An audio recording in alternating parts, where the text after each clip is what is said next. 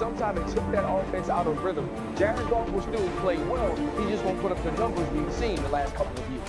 Jeff, let's go to Green Bay. Does it feel like a make or break year for Jordan Love in the Packers?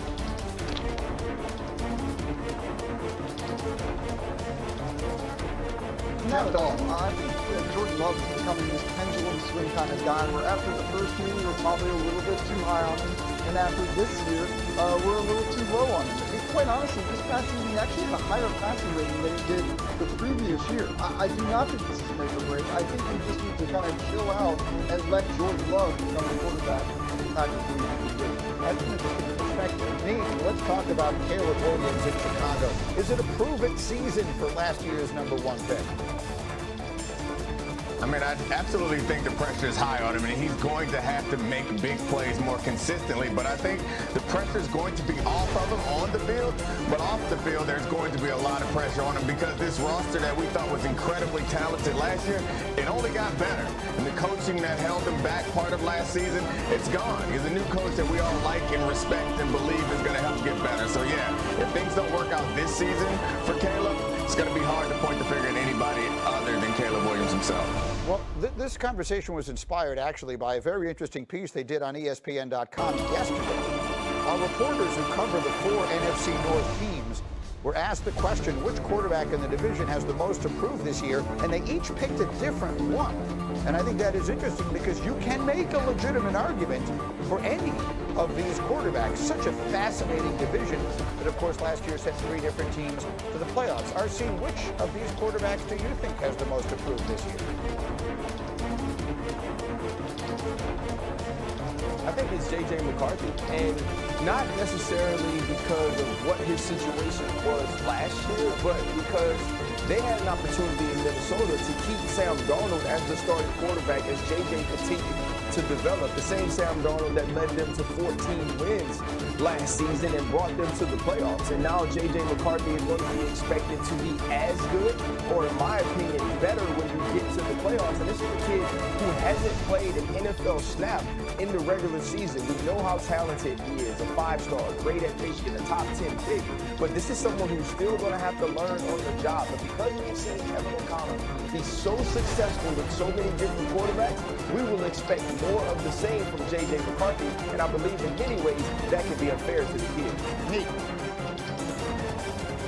Yeah, I think the expectations are going to be high on J.J. McCarthy, but I think it's a little less pressure on him because I'm not sure that the fan base really wanted the alternative. I think the way that Sam Darnold ended the season left a sour taste in the mouth, so I'm not sure that they're going to be longing to go back to those days. I think Caleb being a #1 overall pick and us talking about him as if he were one of the best quarterbacks that we'd seen come out in a long time and really having no excuse for why he hasn't had success so far, like, I think he is the quarterback with the most pressure on him in that division right now.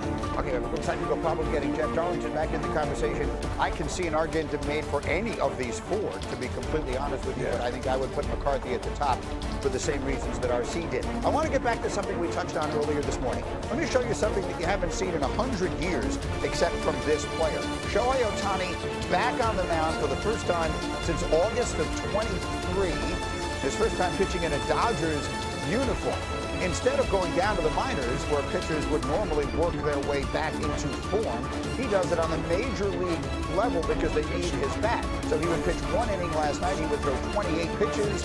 He would allow 1 run on that sac fly that you just saw, 2 hits, and the Dodgers would be down 1-0. Then, of course, he promptly becomes the designated hitter, and he promptly wins the game for the Dodgers with that bat. Here he is with a runner at third in the third. That's a double to left center. Ties the game at 1. And then in the fourth, the Dodgers have a 4-2 lead. Ohtani has 2 on and 2 out. And look where this pitch is. Look at him just muscle that thing out into right center for a 2-run single. So he goes 2 for 4, drives into. Dodgers win at 6-3.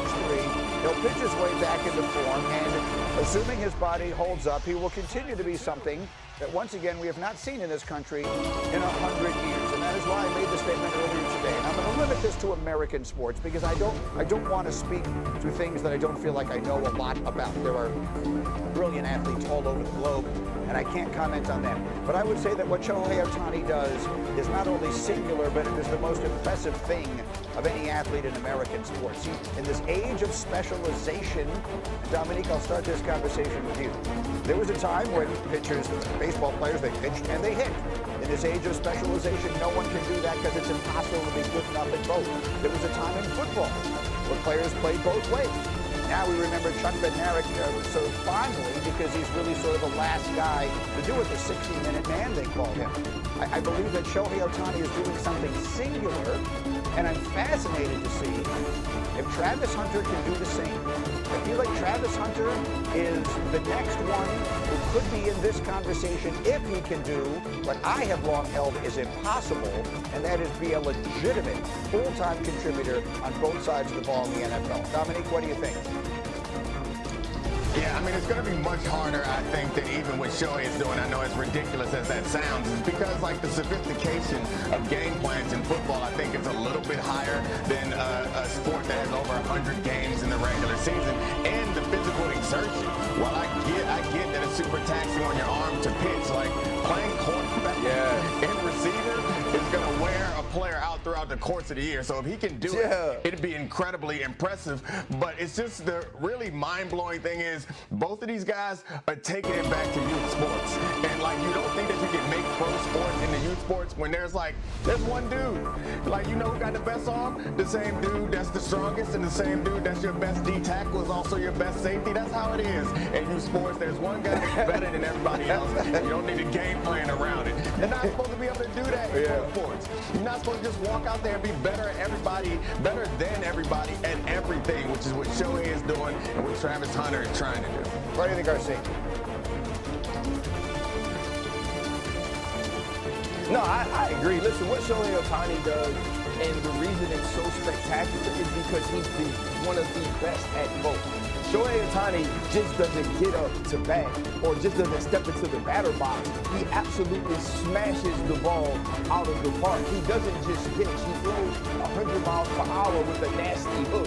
That's what makes what Shohei Ohtani is doing so impressive. And even though it's not as taxing as what Travis Hunter would do, it's about the level in which you do it. And let's not act like people don't try to do this, though. There are guys that play both ways every snap in high school. Travis Hunter was just better than all of those guys. And when you get to college, there are guys like Champ Bailey, guys like Deion Sanders, guys like Charles Woodson, who are the greatest of all time that have played their position. They also play both ways. To be able to do that from a cardiovascular standpoint, from an intelligence standpoint, is absolutely out of this world. And so we're not going to see more Shoheis. We're not going to see more Travis Hunters. But to watch Travis Hunter try to step into something that's so nuanced and so new is going to be, in my opinion, much more interested in what Shohei is doing because I believe it's more difficult to be at the top of the game at both of those positions. He won the awards last year in college football as the best wide receiver and the best defensive back in the country. We'll see how much of that he can take to the NFL. Coming up, back to the NBA, the Knicks and KD is